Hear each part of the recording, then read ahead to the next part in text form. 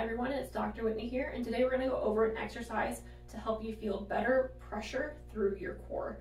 It's very important for us to be able to maintain adequate pressure in order to protect our back, help with our pelvic and core function. So this exercise today will help on being able to maintain that pressure, especially through exhale and as we exercise. This exercise is called floating the boat, and all you'll need is one kettlebell. I like to start around 5 or 10 pounds, and we're going to start this exercise lying down. Starting position for this exercise is going to be lying on your back with your knees bent and your feet flat on the floor.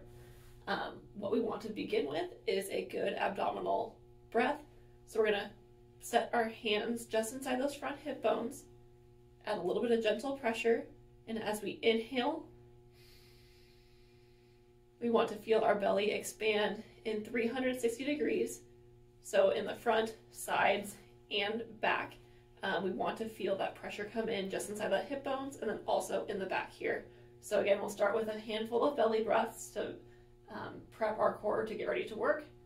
And again, as we inhale, we want to feel that 360 degree expansion all around.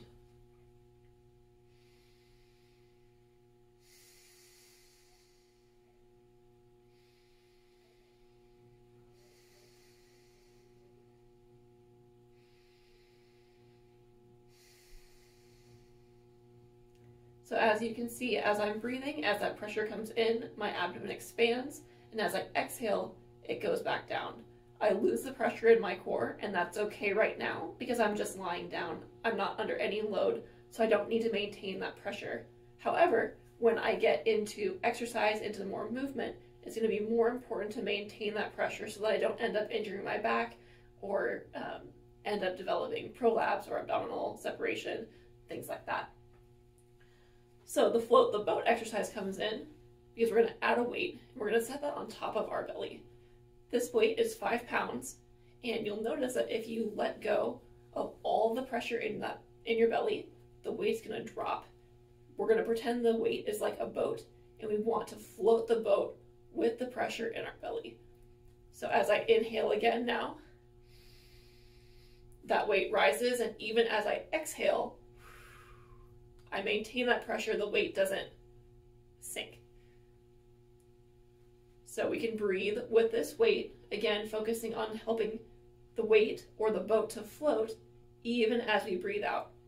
So we'll do this a few times now.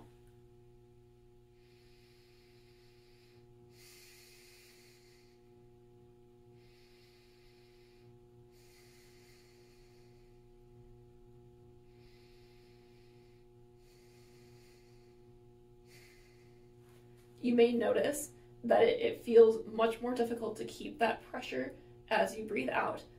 That's okay as we get used to maintaining that pressure through our core.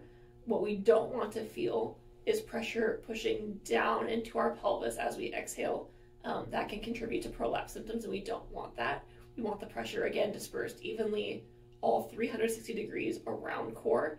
It can be helpful to keep your hands on your back and inside those hip bones to make sure we're getting our pressure out and not shunting pressure down into pelvic floor.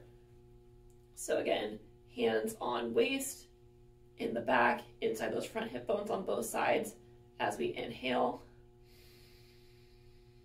letting that weight rise as we exhale, maintaining that pressure, not letting the weight sink into your belly. Again, this exercise is helpful to begin to focus on and understand that maintenance of pressure through your core, even through exhale, and we can add this in with other movements. I like it with the dead bugs or marching early on. If women are having, especially postpartum, difficulty activating some of these muscles as we add leg movement, again, we want to maintain that pressure as we move. We don't want to let the weight sink down. So we want to float that boat with our breath, not letting it sink even as we exhale or move.